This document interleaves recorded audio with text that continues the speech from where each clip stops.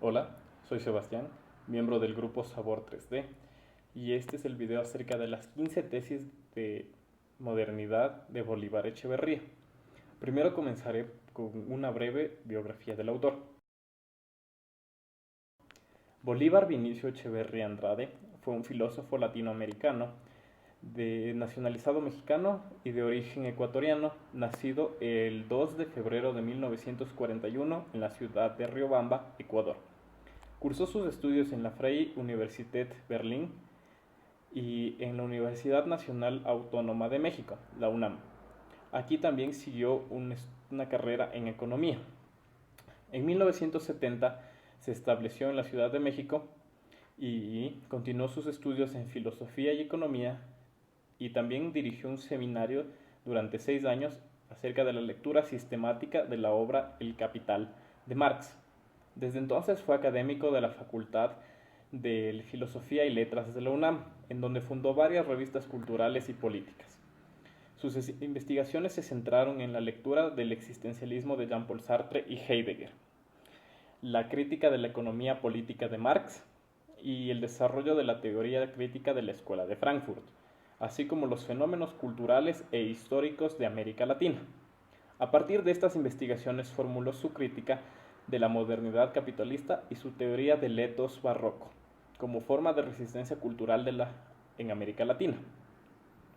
Entre sus obras más importantes se destacan El discurso crítico de Marx, Circulación capitalista y reproducción de la riqueza social, Modernidad, mestizaje cultural y etos barroco, Modernidad y blanquitud, entre muchas otras. Ganó varios premios, tales como el Premio Universidad Nacional a la Docencia en México 1997, el Premio Pío Jaramillo Alvarado de la Flaxo en Quito 2004 y el Premio Libertador Simón Bolívar al Pensamiento Crítico Caracas 2006. Al final, el 5 de junio de 2010, muere en la Ciudad de México por un ataque cardíaco. Ahora compararemos el contexto que vivió el autor y el contexto que se vive actualmente. El contexto de la década de los 40 y de los 60, que fueron periodos en los que la obra del autor se vería influenciada de por vida, son periodos en los que América fue influenciada por los cambios que se van dando por el mundo. Por ejemplo, Estados Unidos tuvo que intervenir debido a la necesidad de mantener alejada la ideología creciente del socialismo.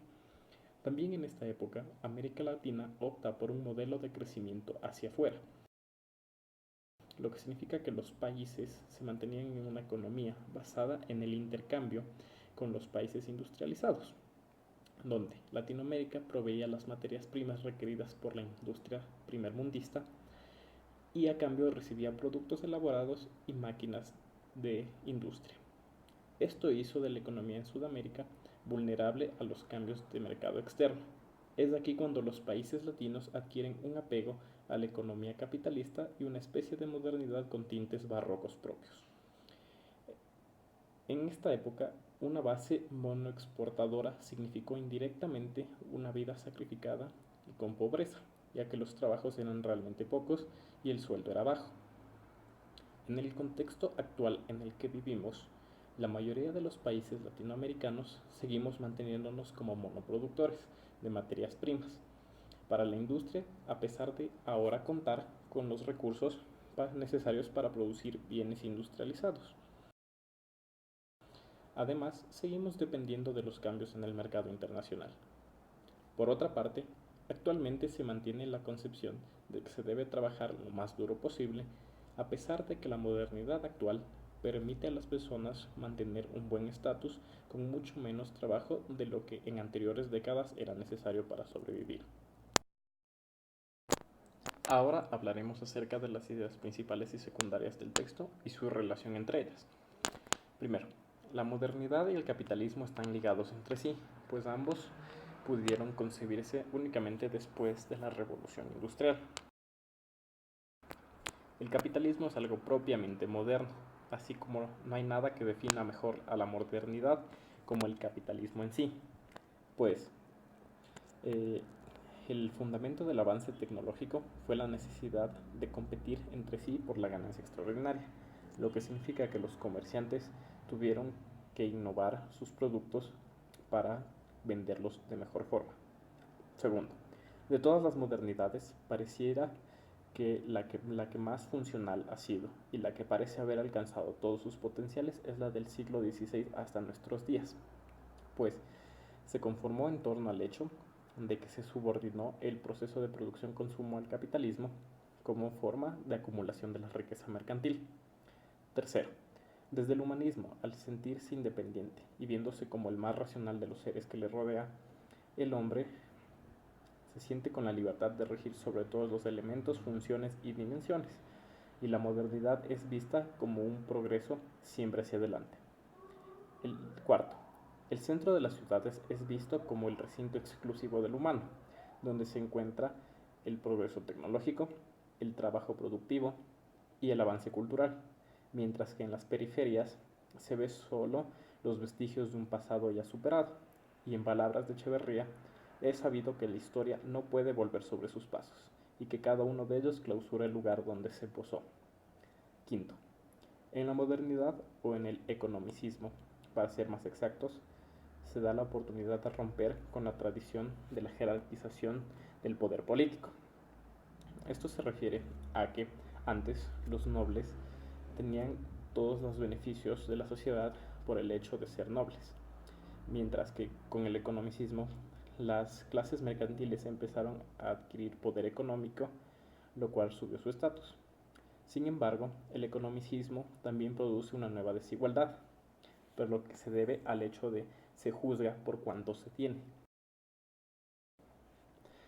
Sexto, la primera tarea que cumple la economía capitalista es la de producir las mismas condiciones de su existencia, lo que significa que debe producir permanentemente un ciclo de escasez artificial.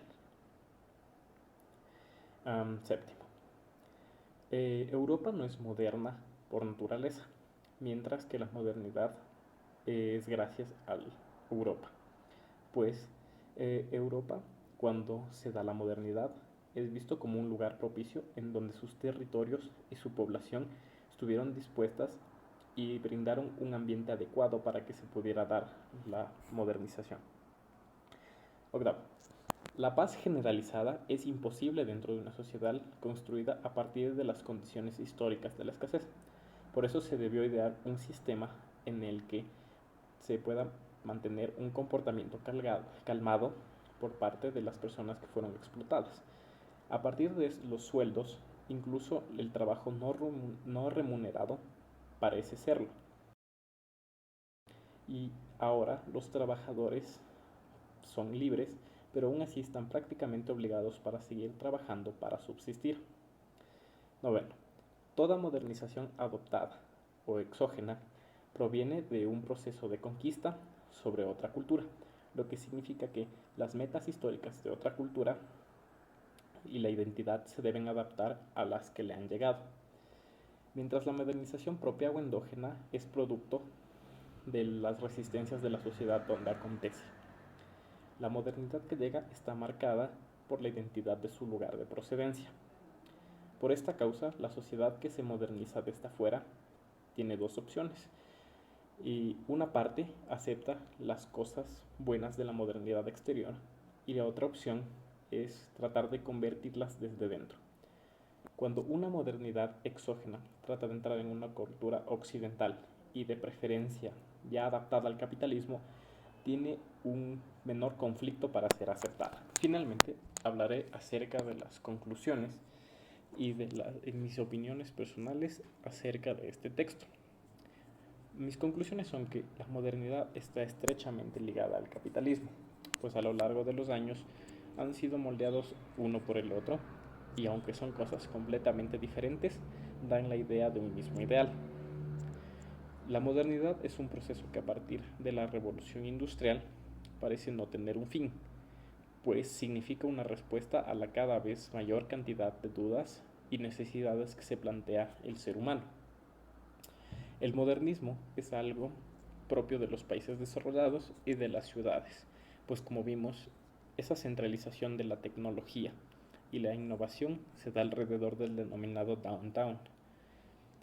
En mi opinión personal, pienso que el texto está hecho para ser entendido y es relacionado con el contexto de cualquier periodo comprendido a partir de la llegada de la modernidad a Latinoamérica, pues se sostiene en el hecho de que la modernidad continuará por muchos años más y también porque el capitalismo es el modo de producción manejado aquí y en casi la absoluta mayoría del mundo.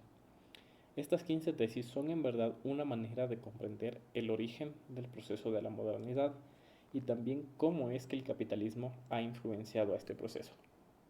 Gracias por ver este video hasta el final y espero que esto haya servido y que esté bien realizado.